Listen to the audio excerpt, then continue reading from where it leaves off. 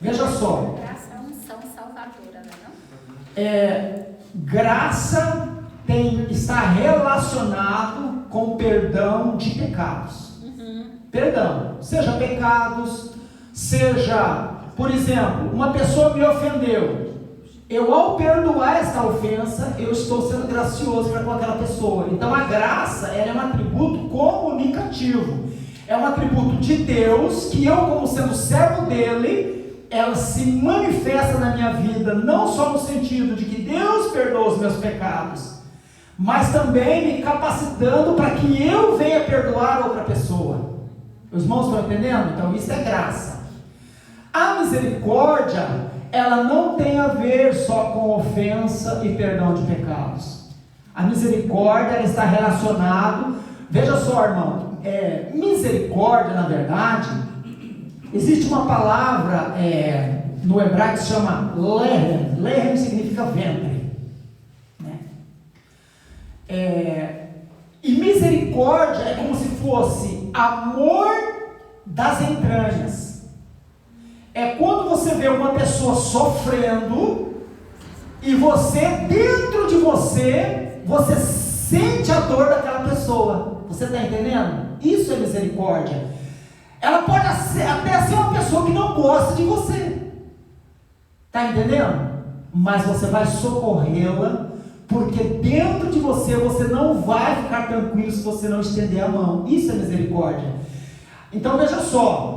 São dois atributos de Deus em que Deus ele se manifesta. Só que a graça de Deus é manifestado na vida daquele que se arrepende dos pecados.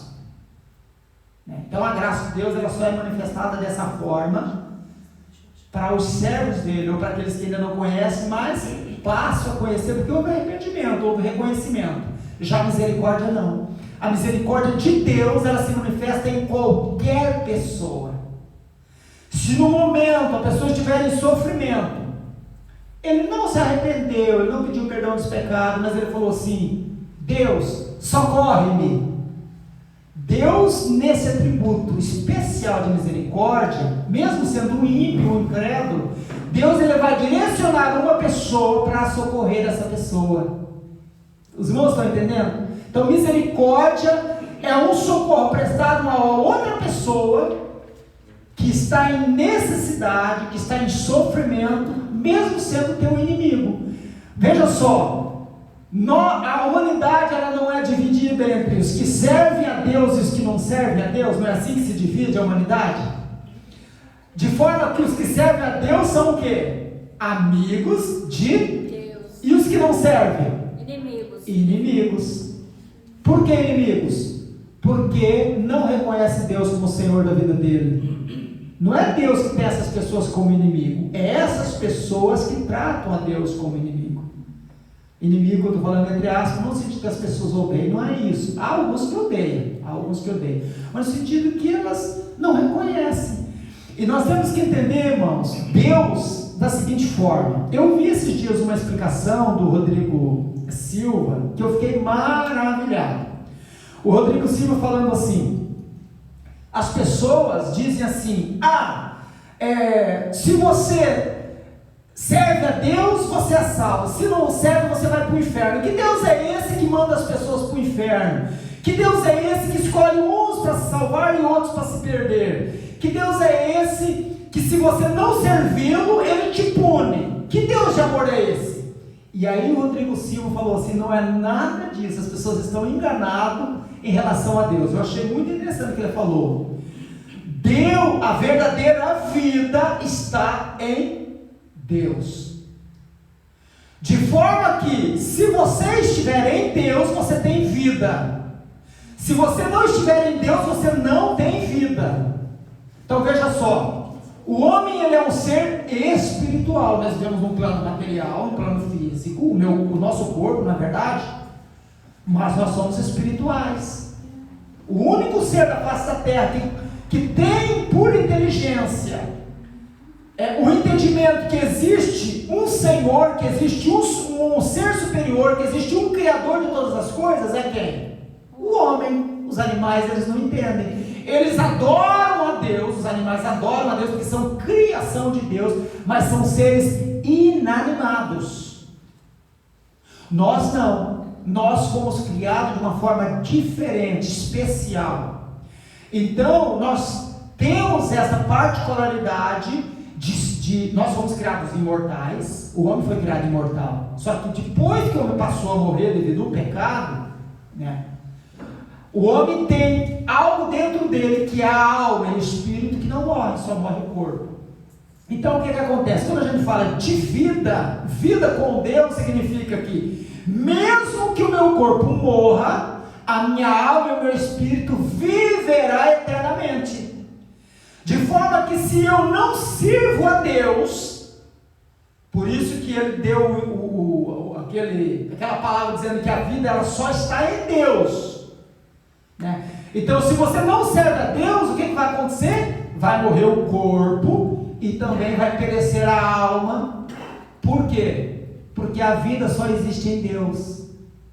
É como um peixe. Ele deu o exemplo do peixe. Ele falou, um peixe, aonde que o peixe vive? Aí o apresentador falou assim, na água. Ele falou, o que acontece com o peixe se você tirar ele fora da água? O apresentador falou, ele morre. Aham, assim somos nós sem Deus. Ele falou, o peixe ele morre imediato ao ser tirado da água? Não, ele fica vivo um determinado tempo. Agonizando aos pouquinhos. Exatamente. Da Faustão, né? A pessoa que não serve a Deus, o que acontece? Ela também agoniza. Ela vai morrendo aos poucos. Agoniza, verdade. Sofrimento, não tem a proteção de Deus, não recebe cura, está doente e não pode. Nós não podemos ser curados por Deus. Por quê? Porque nós cremos que Deus pode curar as nossas enfermidades. Amém. Mas quem não se relaciona com Deus, não tem esta fé que opera milagres. Então ele tem um câncer, seja lá o que for, ele não tem esperança. A esperança dele está no médico, na medicação, na quimio, na rádio, não é verdade? Mas quem serve a Deus, ainda que ele entenda que pode falhar a quimio, a rádio, seja lá o que for, ele crê em alguém, em um Deus que pode todas as coisas. E por isso, se Deus ele quiser, ele pode me curar. Como aquele homem falou para Jesus, se o Senhor quiser, o Senhor pode me curar. E o Senhor Jesus falou, eu quero. E o que ele fez? Curou aquele homem. Ele não falou assim, Senhor, me cura. Ele falou, não. Se for da tua vontade. Se o Senhor quiser, se for da tua vontade. E Jesus falou assim, pois é da minha vontade, eu quero ser curado. Então essa é a diferença entre graça e misericórdia. Tanto, e nós mesmos, por exemplo, uma pessoa te ofendeu, mas ela não vem te pedir perdão. Você pode até tipo assim, ó Deus, por mim está perdoado. Eu não tenho nada contra aquela pessoa. Fiquei triste, me magoou, mas se aquela pessoa não se dirigir até você e te pedir perdão, como você vai perdoá-la? No sentido assim, falou, olha, eu te perdoo, você está perdoado. Está entendendo? Você não vai conseguir fazê-lo. Você pode até voluntariamente, tem pessoas que fazem isso. Se dirige ao outro, às vezes toma aquela iniciativa, porque vê que a outra pessoa não vai conseguir tomar iniciativa. Então se dirige até o outro e fala assim, olha, eu te perdoo. Você me magoou, você fez isso comigo e tal. Mas você não conseguiu vir até mim, mas eu quero que você fique sabendo que eu te perdoo. Isso é graça. Está entendendo? Graça que você, ao receber de Deus, você está devolvendo a outra pessoa. Esse tipo de graça, no sentido de liberar perdão a uma ofensa, até um ímpio pode fazer isso, sabia? Até uma pessoa que não incrédula, uma pessoa que não serve a Deus, às vezes ele libera perdão, ele perdoa, às vezes um amigo que ofendeu, que falhou, mesmo ele não sendo salvo em Cristo. Porque isso tem a ver com caráter e personalidade de cada um. Não tem aquela pessoa que mesmo servindo a Deus, ela tem dificuldade em perdoar? Não tem aquela outra pessoa que serve a Deus e tem facilidade em perdoar? No mundo é a mesma coisa. Aquele que tem facilidade em perdoar, mesmo incrédulo, ele já era assim. já fazia parte da essência dela. Só que quando ele começa a servir a Deus, vai se salientar ainda mais, vai se tornar ainda mais evidente. É o metal que ele está ofuscado, o brilho desse metal, e vai ser polido e ele fica. Assim somos nós nas mãos de Deus. O que acontece com o ouro, como minério, sem passar pelo fogo? Ele tem um determinado brilho, não tem? Mas ele tem impurezas, ele tem escória, não é verdade? Mas se ele passar pelo fogo, o que vai acontecer? O fogo vai fazer com que a escória, que é mais leve, suba para cima.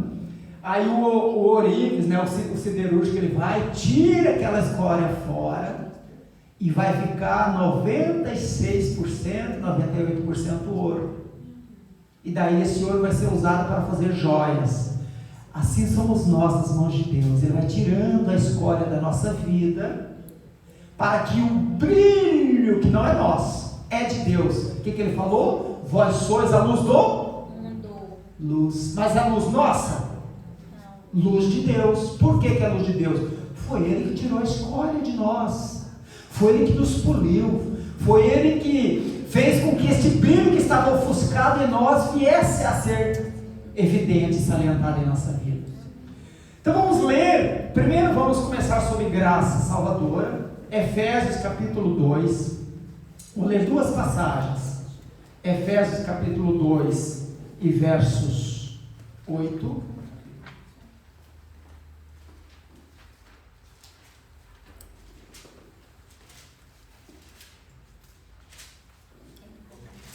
Efésios 2, 8 diz assim: porque pela graça sois salvos. Os irmãos, vai aparecer aqui, quem quiser ler em alemão, diz assim: porque pela graça sois salvos, por meio da fé, e isso não vem de vós, é dom de Deus.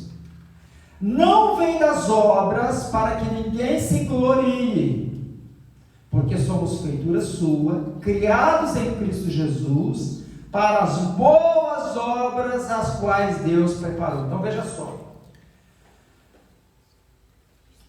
quando a gente se achega perante Deus e passamos a ter fé em Jesus, o perdão que nós vamos receber não é porque eu fiz boas obras para merecer esse perdão. Não foram as minhas obras que fez com que Deus viesse a me perdoar, que fez com que Deus viesse a começar o processo de redenção na minha vida. Não foi, não houve obras nenhuma da minha parte que fizeram com que Deus ia operar isso.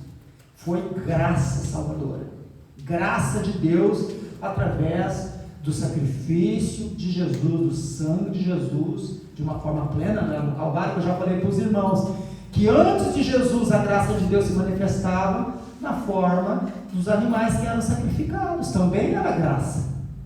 O infrator pecava, né? O judeu que conhecia a palavra, levava, se arrependia, levava o animalzinho, o animal era sacrificado e aquele sangue do animal era remissão, era redenção para o pecado daquela pessoa. Então era graça de Deus. No caso de Jesus, a graça ela se manifestou de uma forma mais plena. Por quê? Porque eu não preciso, cada vez que peco, oferecer um animal. Antigamente era, na antiga aliança era. Cada vez que você, anualmente tinha que se oferecer pela nação, e individualmente falando, as pessoas tinham que oferecer animais para receber o perdão. No caso de Jesus não é necessário, é instantâneo. Basta você se arrepender: Senhor, eu pequei contra ti, me perdoa. E o perdão de Deus é imediato, porque o sangue de Jesus clama diante de Deus. Jesus, ele é a justiça de Deus. A justiça de Deus se cumpre na pessoa de Jesus. É por isso, irmãos, que a única forma de nós nos aproximarmos de Deus é em Jesus.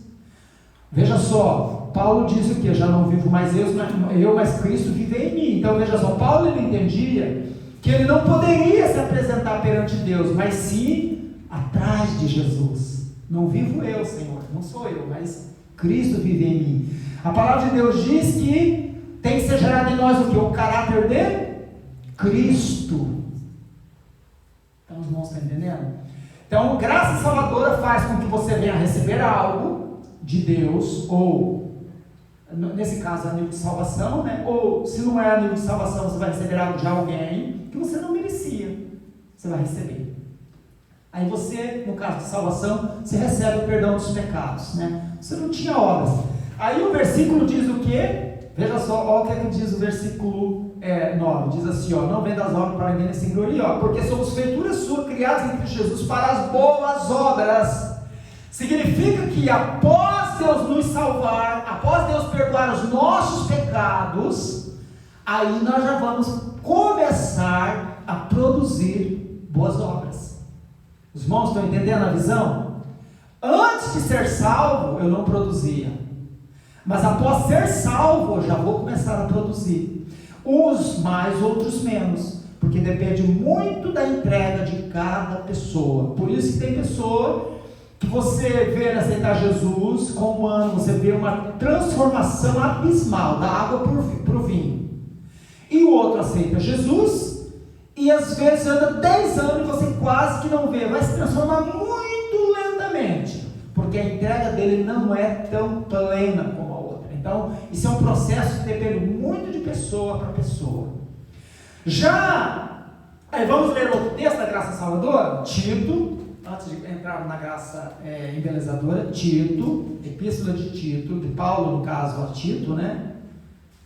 Que era um cooperador de Paulo. Capítulo 2 e versículo 11, diz assim: porque a graça de Deus se manifestou, trazendo salvação a todos os homens, ensinando-nos que, renunciando à impiedade e os desejos, concupiscência quer dizer desejos ardentes do mundo, das coisas mundanas, e as concupiscências mundanas, aí diz assim: vivamos neste presente século sóbria e justa e piamente. Aí o versículo 13: aguardando a bem-aventurada esperança e o aparecimento da glória do grande Deus e nosso Salvador Jesus Cristo.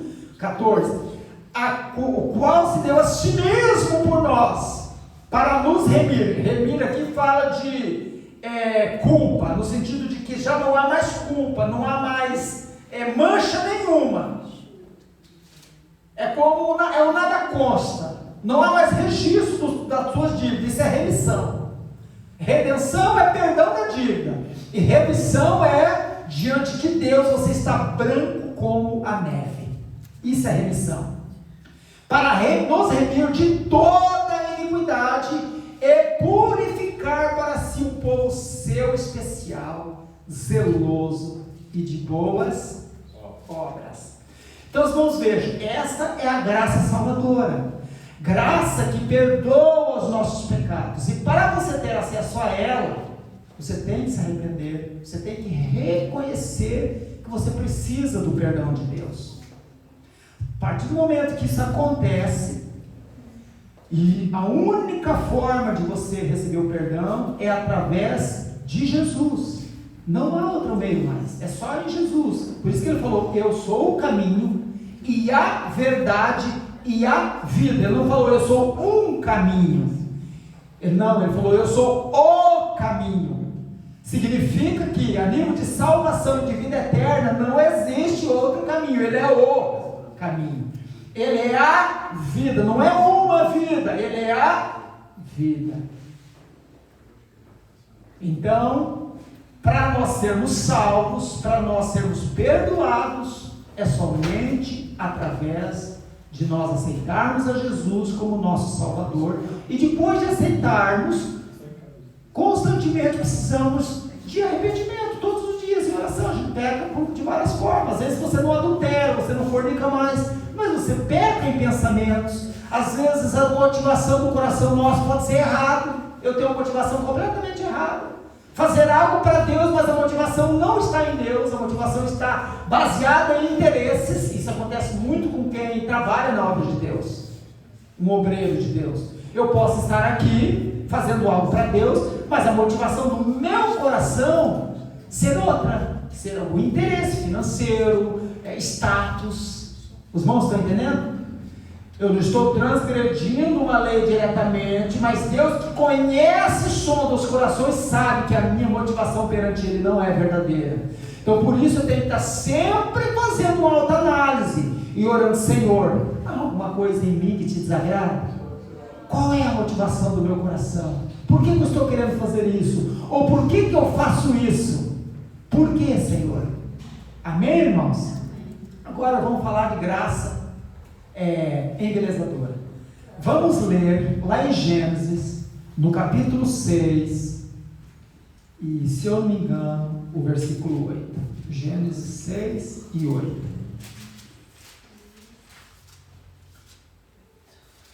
Diz assim: Noé, porém, achou graça aos olhos do Senhor. Noé, aqui, ele já servia a Deus ou não? Ele já servia, ele andava com Deus. Aliás, se eu não me engano, são as duas únicas vezes que a Bíblia fala de pessoas que andaram com Deus. Foi Enoque e Noé. Ele andava com Deus, ele servia a Deus. Se ele já servia a Deus, que graça é esta aqui que diz que ele achou graça diante de Deus? Essa graça aqui é a chamada graça embelezadora. Que graça é essa?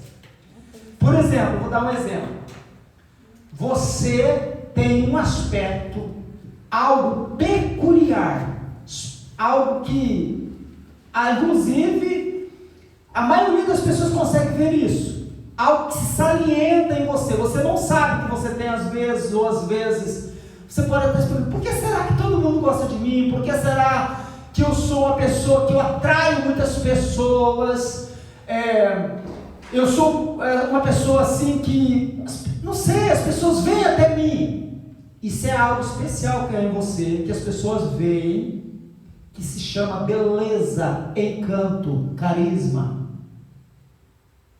Em que você vai usar isso, né? Deus vai usar você nesse aspecto especial para a evangelização. Pode até não ser em palavras, está entendendo? Mas em gestos, em atitude, algo especial. Isso é encanto, isso é graça embelezadora.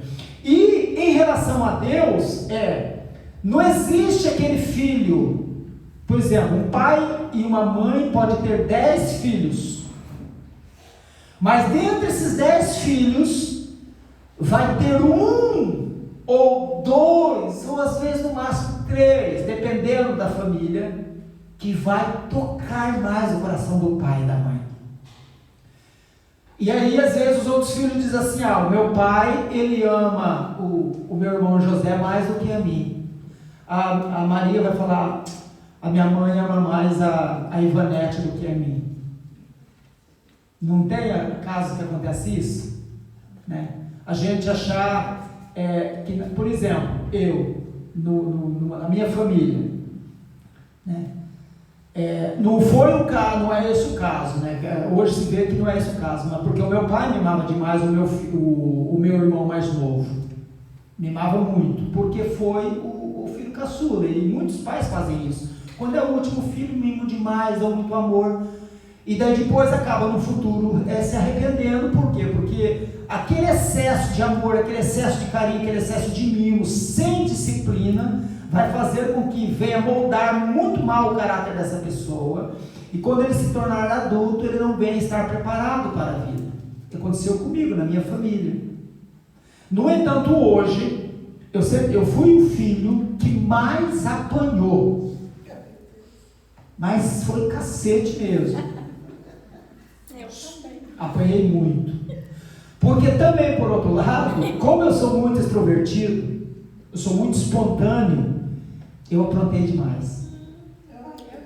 E antigamente, os pais, de um modo geral falando, eles eram muito rígidos na disciplina. Hoje não, o conhecimento é maior, de um modo geral, né? Como se tem mais conhecimento, se tem mais acesso, né, ao conhecimento, Então os pais nesse aspecto conseguem dosar melhor, saber, não, esse filho ele é assim porque ele é hiperativo, porque ele é muito extrovertido, ele é muito espontâneo. Pode ver, todas as pessoas são muito extrovertidas, muito espontâneas, erram mais. Está entendendo? Ele é muito para frente, muito, né? Aquele filho que é mais retraído, mais, sabe, erra menos. Né? Então, diante de Deus, nós temos algumas pessoas têm certas qualidades que tocam mais o coração de Deus. Ou é porque é mais fiel a Deus no sentido do sentimento, do desejo do coração. Nem sempre é no sentido da obediência, podemos dizer assim, de mandamentos. Às vezes a pessoa peca também, não é perfeito. Só que o desejo de obedecer a Deus é tão grande que toca o coração de Deus. E Deus às vezes pensa assim, poxa, ele errou, mas o desejo está em mim. O desejo dele não era. E ele entende e sente que esse ato dele ter pecado causou tristeza ao meu coração. Tem pessoas que ficam tristes quando pecam contra Deus. Ele diz, oh meu Deus, eu causei tristeza ao Senhor. Tem pessoas que conseguem sentir isso. Ele é tão sensível, espiritualmente falando, que ele sente a tristeza de Deus por ele ter pecado contra Deus. E essas pessoas conseguem tocar o coração de Deus. Isso é graça embelezadora. Quando o anjo aparece a Maria e diz assim, salve agraciada, o Senhor é contigo. Ali em Lucas, no capítulo 1, a partir do versículo, se eu não me engano, 56 ou 26, ou coisa assim. Vamos olhar aqui para a gente ler. Que tem também ali uma graça embelezadora. Deixa eu ver aqui.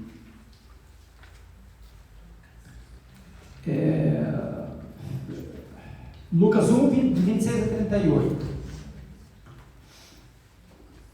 Diz assim, eu vou ler para não perder mais tempo. Diz assim: e no 6º mês foi o anjo Gabriel enviado por Deus a uma cidade da Galileia chamada Nazaré, a uma virgem desposada com um homem, cujo nome era José, da casa de Davi, e o nome da virgem era Maria.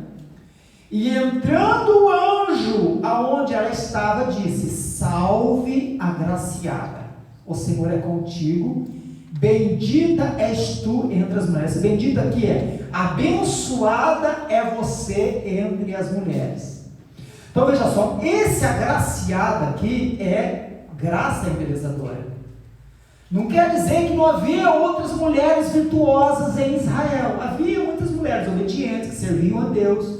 Nós temos o caso, por exemplo, de Isabel, a mulher de Zacarias. Só que ela não podia ser mãe do Salvador porque ela já era casada, já não tinha relação com o marido. Para ser mãe do Salvador tinha que ser uma mulher virgem. Por quê? Porque o filho que nascesse dela tinha que ser gerado pelo Espírito Santo de Deus. Por isso que ele falou: o Altíssimo te cobrirá com as tuas sombras, e aquele que for gerado em ti será o Salvador do mundo. Então, salve agraciada, quer dizer, havia algo em Maria que chamou a atenção de Deus, e naquele tempo determinado, Deus permitiu que aquela mulher nascesse na época determinada por Deus para cumprir as profecias. Não quer dizer que Deus, tipo assim, não, Deus faz acepção de pessoas, porque Deus só escolheu Maria entre milhões de mulheres. Não, Ele não faz. Mas havia algo especial em Maria que chamou a atenção de Deus. Havia algo especial em Noé que fez com que Deus viesse se agraciar dele. Os irmãos estão entendendo? Isso é graça embelezadora. Então veja só, qual é o desafio? Não vou me alongar mais, mas a pergunta é: qual é o desafio? De que forma que Deus pode se agraciar de mim? É a atitude do meu coração, a forma que eu me relaciono com Ele. É como aquele filho que o pai e a mãe, o filho ele consegue tocar. Toda a família, os irmãos talvez que só tem um filho ainda não sabem isso, mas irmãos, mães e pais que têm mais de um filho sabem. né? Nós estamos vivendo na era moderna, né? Então hoje em dia as famílias estão tendo muito pouco filho, então tem casal que nunca experimenta isso. Eu experimentei, porque eu tive mais de um filho, né? A gente sabe, e cada um de nós, principalmente aqui, quem aqui é de uma família que teve mais de um irmão? Todos, não é? Harmonia, todos tiveram. E você já por acaso viu entre os teus irmãos algum que era mais favorecido? Quem é que viu? Não tinha. E às vezes... Tem ainda. Mas veja só. Mas às vezes não acontece de às vezes a gente, naquela altura, né, ter aquele sentimento de revolta e achar meu pai e a minha mãe ama mais ela ou ama mais ele do que a minha. Às vezes a gente não ficava revoltado. Às vezes é verdade, às vezes é. Às vezes os pais humanos erram. O ciúme, não ciúme. Isso. E às vezes é verdade. Às vezes os pais realmente favorecem mais um do que o outro porque amam mais. Às vezes acontece isso. Mas muitas vezes não é isso. É porque aquele filho consegue tocar o pai e a mãe de tal maneira que consegue obter o carinho maior do pai e da mãe. Tem um jeito especial. Ele precisa de mais atenção, ele precisa de... como é que se pode dizer? Ele é mais dependente. Precisa de mais atenção. É mais dependente. Carinhoso pode ser com os pais, amável, sensível. Exatamente. Esse é carinho de volta. No caso nosso, para nós tocarmos o coração de Deus, o que nós temos que fazer? Sermos mais o que com Deus? Carinhoso. Sermos mais o que? Dependente. Dependente, porque o pai, ele vai focar os seus esforços naquele filho, que ele é totalmente dependente dele. Quando um filho, ele tem ele é excepcional, ele tem uma debilidade física ou mental, os pais não focam os esforços naquele filho, porque aquele filho é tão dependente daquele pai, que ele precisa 100% do cuidado do pai e da mãe. Que nós possamos entender que, Senhor, assim como eu não sou excepcional, Senhor, eu não sou, mas eu quero ser tão dependente do Senhor como aquele filho, que ele não consegue fazer nada se o pai não estiver com ele. Que possamos ter esse pensamento, tentar tocar o coração de Deus, tentar nos comportar de tal forma que o Senhor possa olhar para nós e falar: eu estou vendo algo especial naquela pessoa, ela tem algo especial, ele tem algo especial. E você sabia que tem pessoas no mundo que ainda não servem a Deus, que tem isso?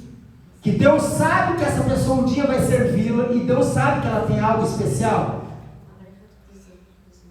E na igreja, nós que já servimos a Deus, irmãos, Ele não faz exceção, mas Ele tem os especiais.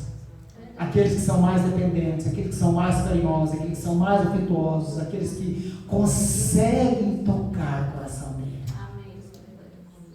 Nós precisamos fazer isso, chorar nos pés do Senhor, sabe? Se derramar nos pés dele. Quando acontecer algo conosco, não temos medo de chegar até ele, tem mesmo desabafar. Não acontece às vezes momentos que você está tão, que você quer desabafar, desabafe com Deus, chega perante o Senhor e desabafa. Tem filho que tem mais liberdade de desabafar com o pai e com a mãe? Tem filho que é durão, tem filho que ele sofre calado, ele não quer saber. Sabe que o pai pode ajudar ele, que ele está em necessidade, ele sabe, não, eu vou vencer sozinho. Tem filhos assim. Mas Deus, Ele não quer que nós ajamos dessa forma. Ele quer que a gente possa, Senhor, só o Senhor pode me ajudar, só o Senhor pode me socorrer, Pai. Me ajuda, me socorre, porque o Senhor é o meu Senhor, é o que governa a minha vida, e eu sou totalmente dependente de Ti. Quando nós começarmos a pensar desta forma, desta maneira, o Senhor, Ele achará graça em nós. Graça embelezadora, graça que nos embeleza, faz com que você tenha certos aspectos que outros não têm. Amém, irmãos?